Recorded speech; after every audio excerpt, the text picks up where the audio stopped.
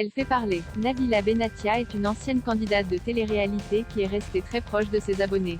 Elle n'hésite pas à se confier à eux et à leur partager son quotidien de femme et de maman. Toutefois, elle fait souvent l'objet de critiques et de polémiques et si elle préfère les ignorer parfois, elle a souhaité y répondre ce jeudi 9 septembre.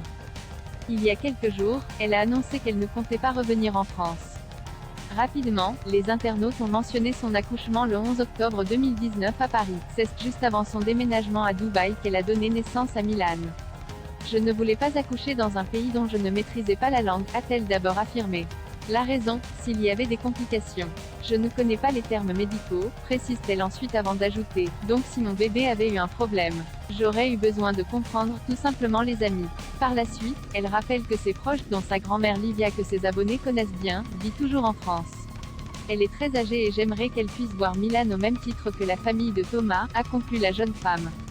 Voilà qui a le mérite d'être clair.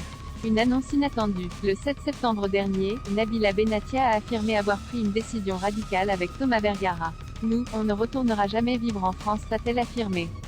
La raison, en tant que personnalité publique, on a un petit garçon à protéger. Mon fils passe avant tout le monde, c'est mon rôle de mère de le protéger, précise-t-elle ensuite.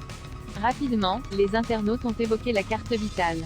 Ce à quoi la principale concernée a répondu, ça me fait un peu rire parce que Jai dit que je ne reviendrai jamais vivre en France pour des raisons de sécurité, et il y a des gens qui parlent de carte vitale, s'est-elle d'abord étonnée avant d'apporter davantage de précision. Les amis, mon mari, ma famille et moi nous avons une assurance internationale des Nations Unies. Mon papa travaille à l'ONU, je ne sais pas si vous êtes au courant.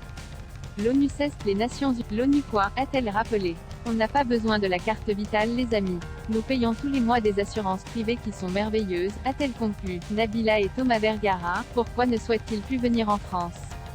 Le 7 juillet dernier, Thomas Vergara et Nabila Benatia se sont dit oui au château de Chantilly, une journée exceptionnelle qui a rapidement tourné au drame. En effet, le couple a été victime d'un cambriolage et les voleurs ont dérobé plus de 150 000 € de cadeaux et de biens. Tous deux traumatisés, ils préfèrent donc se tenir éloignés de la France.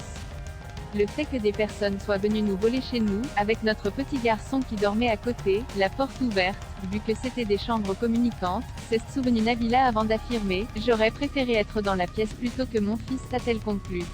Une mésaventure qu'elle n'est pas prête d'oublier.